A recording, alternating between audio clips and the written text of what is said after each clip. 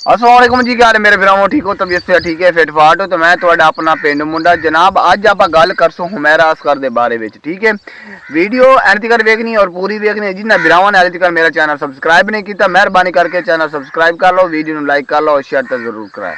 अच्छा, सब तो पहले भाई शुरू कर दिया है गल ये कि हुमैरा असगर के जेडे मोबाइल पुलिस ने ले उठाए उस टाइम और लैपटॉप वो अनलॉक कर दिते गए। उन्होंने की सबूत मिला है?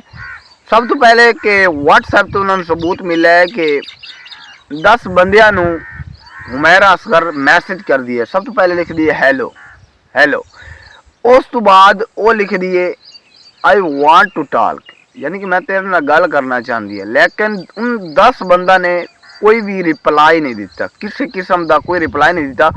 ਉਹਦੇ मरण तो 3 दिन बाद ही मोबाइल आन रही है, लेकिन फिर ही किसी ने कोई मैसेज नहीं किया, कोई कॉल नहीं की।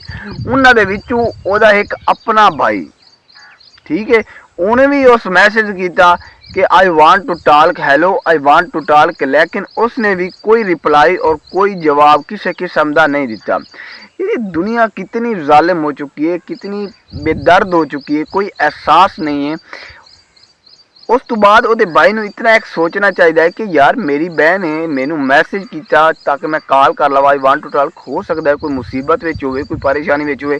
पुलिस के मुताबिक हाल तक एक कतल की साजिश नहीं है। इस तरह है कि जी हुमैरा है भाई, वो अपने बाथरूम कपड़े धोवन जा रही है, ठीक है, उत्थे रस्ते ही वो मतलब कि डिग्गी, डिग के उन्होंने अटैक होया, जो भी मसला होया उठाई वो मर गई। ठीक है, उस तो बाद किसी ने ओदी कोई भी खबर नहीं ली।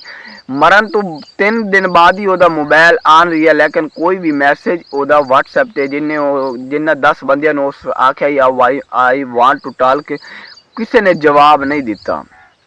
10 दिन बाद जनाब 3 दिन बाद ओदा मोबाइल बंद हो जाता वा, बैटरी डेड होने की वजह तो, बैटरी ख़त्म होने की वजह तो फिलहाल इतना ही आया है कि जनाब वो साजिश किसी की कत्ल की साजिश नहीं है।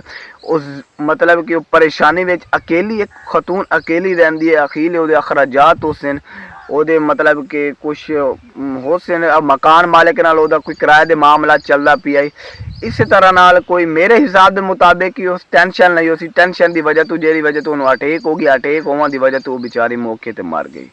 ओके भाई, अगर तो मेरी वीडियो अच्छी लगी हो चैनल में सब्सक्राइब करना है, वीडियो में लाइक करना है तो शेयर ज़रूर कराए। ओके, अल्लाह हाफिज़, टाटा।